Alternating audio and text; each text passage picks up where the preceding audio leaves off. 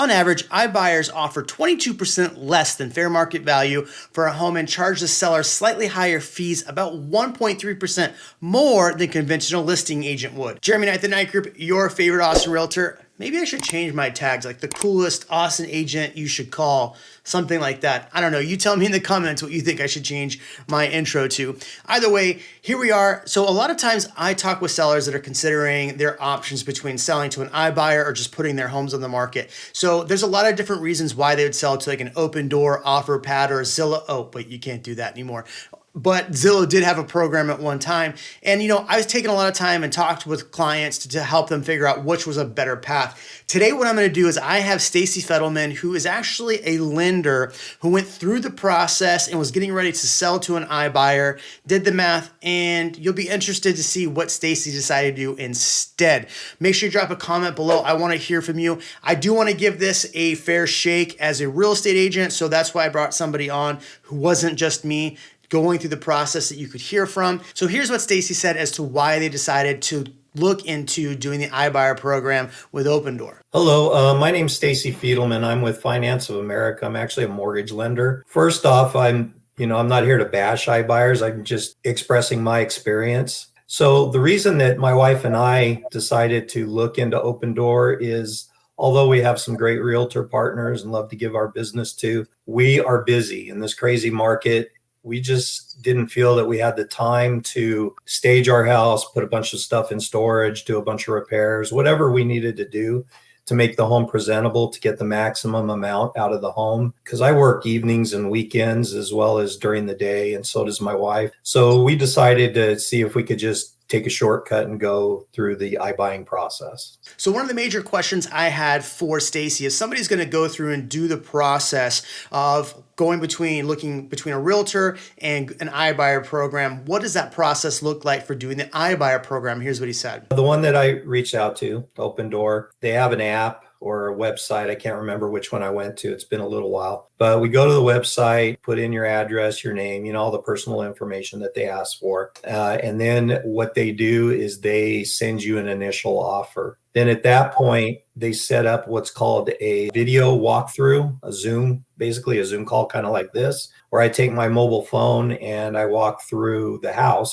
showing them everything on the video. Keep in mind, nobody comes into our house during any of this process. Then after that video is done, they set up exterior inspection. About 3 days later, we got another offer. It's pretty common that after you go under contract in Texas, that a buyer has the opportunity to do an inspection. So it's understandable that iBuyer programs will come do an inspection. What Stacy said next was actually kind of interesting and almost appalling to me as far as what they wanted back. I've had some scenarios where the buyer just throws in and wants the crazy stuff done, but hear what Stacy said about this. The second offer was about $2,000 less. However, they wanted to assess us for repairs we later found out were unnecessary. They also said that because we had a couple of dogs, that we had an odor in the house. And keep in mind that nobody had been inside our house, so they wanted to charge us about $17,000 worth of repairs that actually were unnecessary. Part of that being the roof, and we had a inspection done of the roof actually just a few days ago, and they said there's nothing wrong with our roof. It's structurally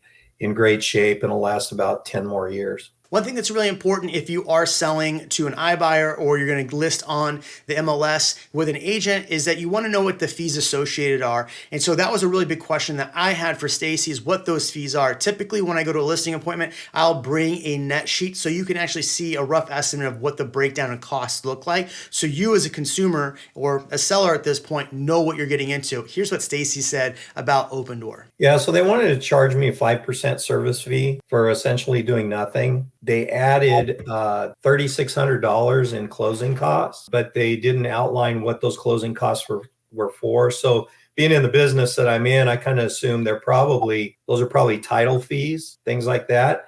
But we know in this market that sellers are not paying title fees. They generally fall on the buyer. I haven't had one deal close where a seller was paying those fees. What's really interesting about this is the fact that these hidden fees do actually cost you more money.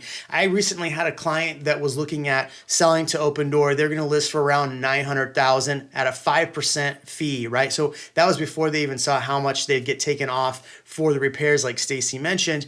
And I said, looking at this, we could list for $975. You're paying, roughly those same realtor fees, and you're actually potentially going to make $100,000 more. And I think what's really important is you need to put $100,000 in perspective. It might be easy not to do some of the work, but spending a few $1,000s, like Stacy's going to say right here, is really important because you'll actually make more money back. $100,000 could put a kid through college. Think about that. Knowing what I know, got some comps from a couple of my realtor friends to see what we could list the house at. And by the time we paid OpenDoor's fees, as well as my fees, if I were to go list it through an agent, I would have left about $41,000 on the table as opposed to listing. So by me saying I don't have enough time to sell my house and do everything it takes, I would have lost out on $41,000.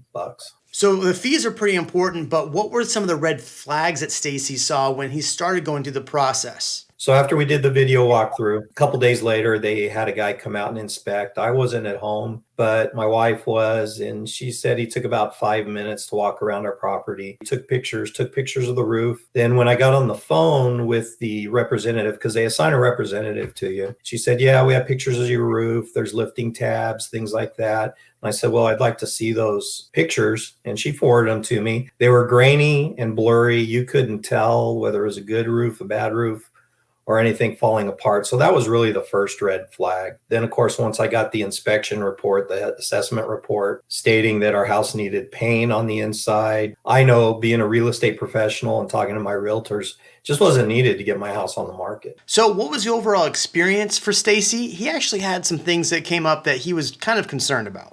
It was disturbing, and I'll tell you why. I'm just going to kind of read something from the home assessment they sent me. And this was really a sticking point for me, this and the roof. To me, it was kind of insulting. On the assessment, it says interior overall odor, pet odor, apply odor blocking kills primer prior to paint for odor in home. Well, nobody stepped into our house. How would they know that we have an odor in our home? Odor, pet odor complete a chlorine dioxide odor treatment for the home due to heavy odor.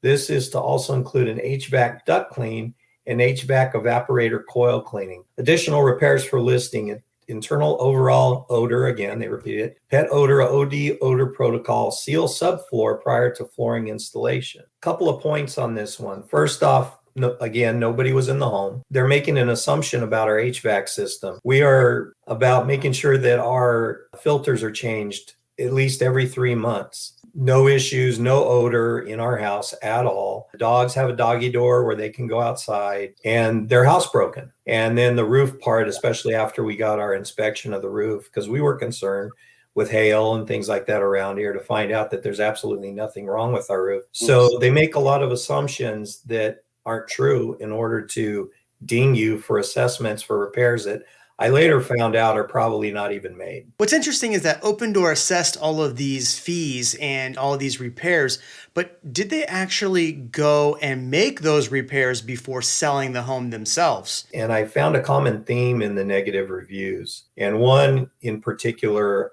this couple sold their home to OpenDoor in December of last year, so December 2021. OpenDoor assessed them $7,000 in repairs. They sold their home. Their next door neighbor went to a showing of the home after OpenDoor listed it, and they FaceTimed with the original owners, the sellers. They found out that not one of the repairs that they were assessed for was done. So given all this information, what did Stacy ultimately decide to do when selling his house? We decided we're going to go the listing route when we decide to sell our house, only because in this market, you need every penny, really, because the value of our home has doubled in this market in the last 3 years. That's when we purchased our home 3 years ago. But so has every other property. So in order to go from this property to something else, you need every penny to qualify, to put down, whatever, in order to get into a different home. So for most people, they might have to do a cost analysis to figure out, is it worth it to sell to an iBuyer? Yes, I'm going to make less, but I'm going to get another home. But knowing those fees and actually realizing those fees are important. Jeremy Knight, the Knight Group, drop a comment below. Did you hate this video? Love this video? Did I give it a fair shake? Let's hear from you in the comments below.